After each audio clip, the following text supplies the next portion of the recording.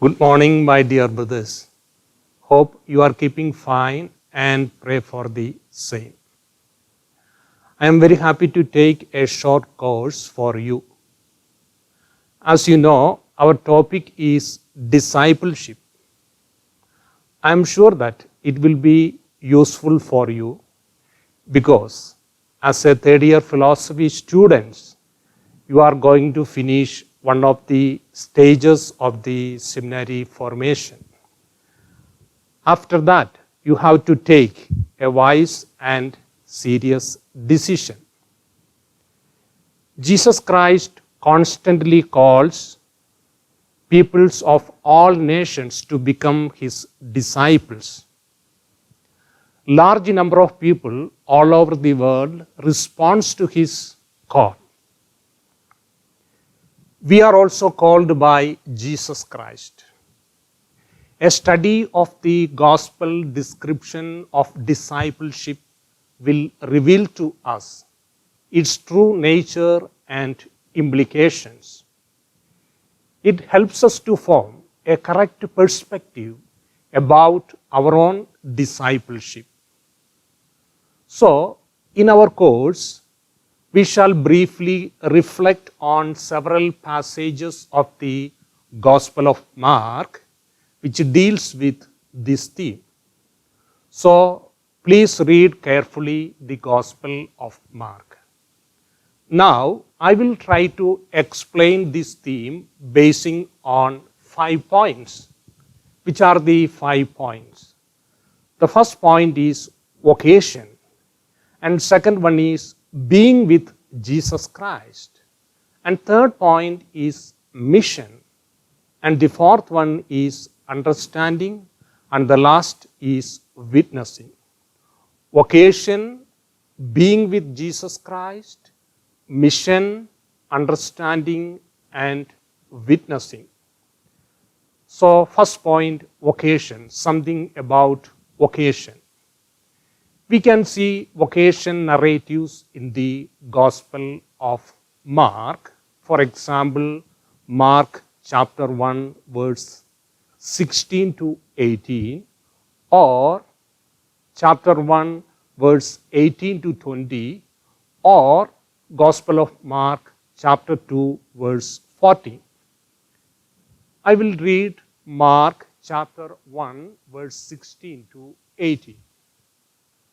As Jesus passed along the Sea of Galilee, he saw Simon and his brother Andrew casting a net into the sea, for they were fishermen. And Jesus said to them, "Follow me, and I will make you fish for people." And immediately they left their nets and followed Jesus. So we can see 3 basic elements in this vocation narrative. Which are the 3 elements? The encounter, the call of Jesus, and the response of men. The encounter. As Jesus passed along the Sea of Galilee, he saw Simon and his brother Andrew. The encounter is followed by the call of Jesus, "Follow me." And finally, the response of men. Following Jesus, living their profession and hope. According to Jewish tradition, disciples choose rabbis as teachers. In contrast to the Jewish custom, Jesus took the initiative calling his disciples. When he saw them, he said to them, "Follow me." Akolutheo, it is the Greek verb which means follow, accompany, or be a disciple. We know that they were apparently complete strangers, but they followed him immediately without any questions or reservations. So Jesus was the Lord who decided, and disciples obeyed and followed. The next point is that the call was given in an encounter which was rather unexpected while they were engaged in fishing. The call of Jesus reaches men in the context of their ordinary daily life, in their concrete individual situation. Finally, we see the spontaneous and unconditional response of the disciples. It means giving up all that belongs to the past, to one's former way of life for absolutely new way of life. So it is something about vocation. And second point is being with Jesus Christ. Mark interprets following Jesus as being with Jesus Christ. Mark chapter 3 verse 14, to be with him. To be with him. Having made themselves completely free from all other affairs for Jesus and the kingdom of God, the disciples could dwell continually in his presence and accompany him in all his movements. So it was this close intimacy with him that enabled them to fulfill their mission of proclaiming the kingdom of God. Mark chapter 10 verse 32. And third point is mission. Jesus called his disciples not merely to embrace a new way of life in the kingdom of God, but to work actively for its establishment. That is what we mean mission. The 12 were appointed for mission. Mark chapter 3 verse 14. To be sent out to proclaim the message of the kingdom of God.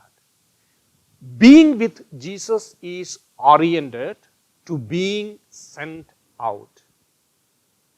Remember, being with Jesus is oriented to being sent out. The disciples received authority for their mission from Jesus Christ himself. Mark chapter 3 verse 15. And Jesus, he entrusted to him his own mission in its various dimensions. And disciples, we know that through their works, they brought God's kingdom in a concrete way into the lives of men. Then Jesus, who holds a central position in mission. And Jesus, he sent out the missionaries. And after the mission, they returned to Jesus Christ. Mark chapter 6 verse 30. So through their work, the name of Jesus was made known. So that is the mission. Through their work, the name of Jesus Christ was made known. So mission should be exercised as service. So that is another point. Mission, it should be exercised as service. In their missionary activity, the disciples are bound by the example of the service of the Son of Man. Son of Man, service of the Son of Man. Mark chapter 10 verse 45. The Son of Man came not to be served, but to serve and to give his life as a ransom for many. So that is the service of the Son of Man. Not to be served, but to serve his life. But to serve and to give his life as a ransom for many. And we know Jesus' whole life on earth is characterized as service. Only in union with him and in faithful adherence to his way of service can a disciple fulfill his mission? And the last or the fourth point is understanding. So Mark emphasizes that a true understanding of Jesus' person and his redemptive mission is a fundamental requirement of discipleship. The evangelist does this by developing the theme of the disciples' lack of understanding. Disciples' lack of understanding that we can see in the Gospel of Mark. So the disciple should understand his messianic mission of suffering, death, and resurrection and accept its consequences for discipleship. Jesus clearly teaches them what discipleship of the suffering Son of Man means. Carrying the cross, risking life for Jesus and the gospel, and sharing his redemptive service. The last point is witnessing. The risen Lord appointed his disciples as his official witnesses.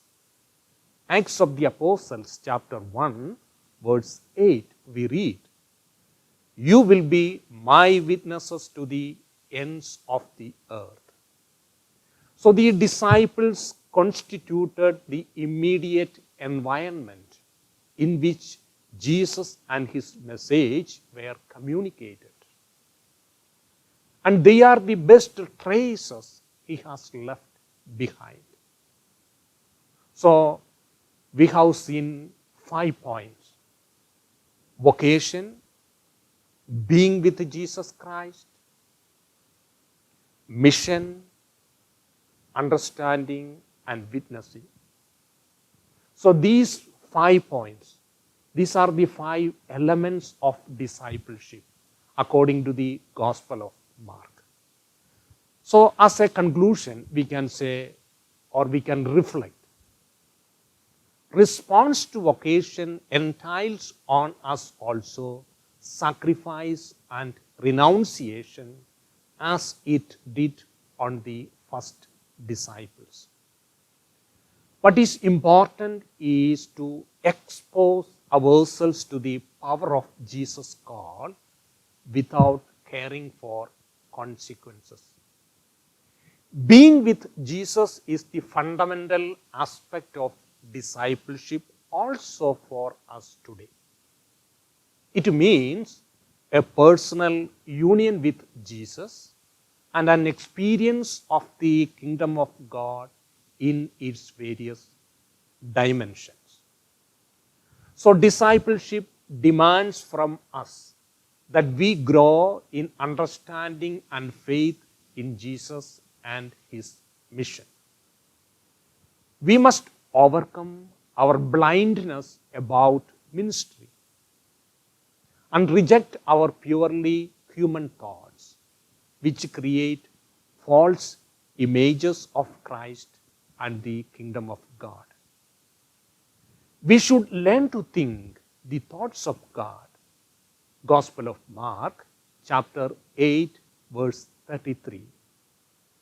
This means that we accept the suffering Son of Man as our Savior and overcome our fear of suffering and our desire for power and prestige, and follow his example of self-offering in a spirit of service to our fellow men and women. As missionaries of the kingdom of God, we should follow the example of Jesus, share his concerns, adopt his attitudes, imitate his way of acting, and a plan of program of action in accordance with his teaching and practice. Jesus' approach was people-oriented. Jesus is the way and Jesus is on the way. That means Jesus is always with people. So Jesus' mission is always people-oriented. His mission was to preach the kingdom of God to the poor, to liberate the oppressed, to give sight and to the blind, etc.